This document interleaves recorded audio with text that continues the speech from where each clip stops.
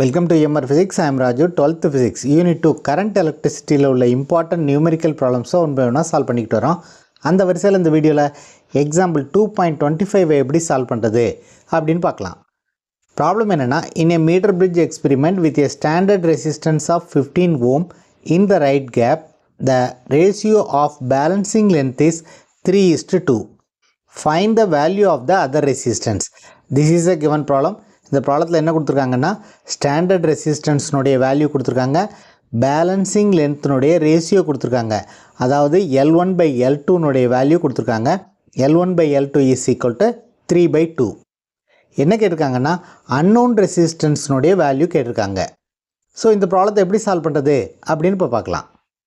First இந்த ப்ராப்ளத்தில் என்னென்ன டேட்டா கொடுத்துருக்காங்க அப்படிங்கிறத எடுத்து எழுதிக்கும். ஸ்டாண்டர்ட் ரெசிஸ்டன்ஸ்னுடைய வேல்யூ கொடுத்துருக்காங்க. ஸ்டாண்டர்ட் ரெசிஸ்டன்ஸை Q அப்படின்னு எடுத்துக்கும். Q is equal to 15 ohm. அடுத்து என்ன கொடுத்துருக்காங்க, பேலன்சிங் லென்த்னுடைய ரேஷியோ கொடுத்துருக்காங்க. L1/L2 is a balancing length. இந்த ரேஷியோ கொடுத்துருக்காங்க. This is equal to 3/2. என்ன கேட்டிருக்காங்க, அன்னோன் ரெசிஸ்டன்ஸ்னுடைய வேல்யூ கேட்டிருக்காங்க.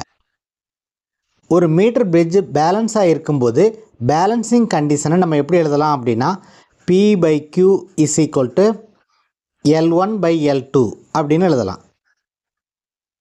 இந்த ரிலேஷனை யூஸ் பண்ணி தான் நம்ம Pயோடைய வேல்யூ ஃபைண்ட் அவுட் பண்ண போகிறோம்.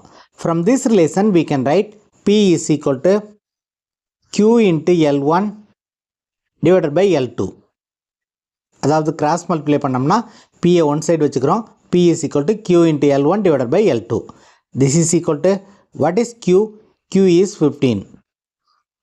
L1/L2 is 3/2.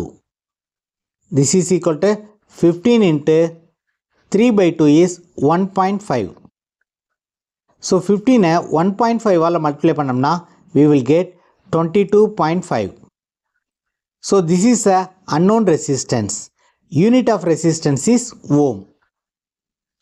So this is the answer for the given problem. ரொம்ப ஈஸியான question. If you find this video is useful, please subscribe the channel, share it to your friends. If you have any doubts, comment below. அடுத்த வீடியோவில் next important problem எப்படி solve பண்ணுறது அப்படின்னு பார்க்கலாம். Thank you for watching this video.